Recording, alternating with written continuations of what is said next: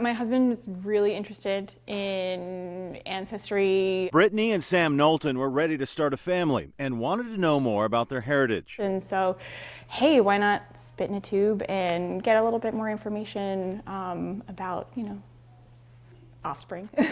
Activating your So they test. purchased one of those popular home DNA testing kits like Ancestry and 23andMe. It was super straightforward. They send you the kit, you spit in the tube, you send it off, done. And it didn't take long to get the results back. I just had some interesting stuff about, I'm mostly Eastern European, more than I thought. He is very, very Scottish and English. Happy with the information, Brittany thought they were finished with the test. Then Sam got an email from a third-party vendor not associated with the original company.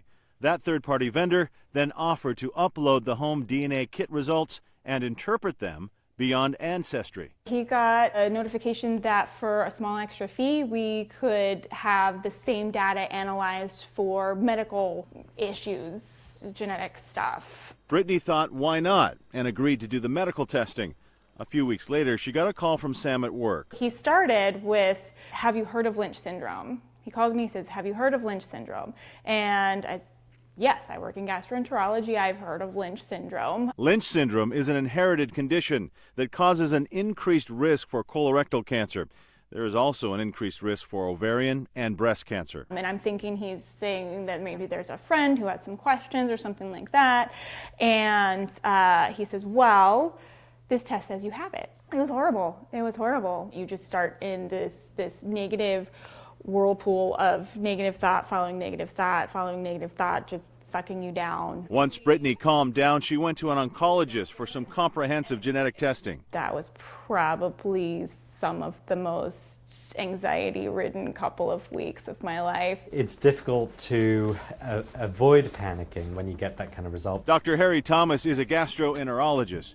He says these tests can have good information, but they're not perfect and they're not an accurate diagnosis. It's important to recognize that a significant proportion of these results could be falsely positive. In fact, in a genetics and medicine report, it revealed 40% of variants in a variety of genes reported in direct-to-consumer raw data were false positives.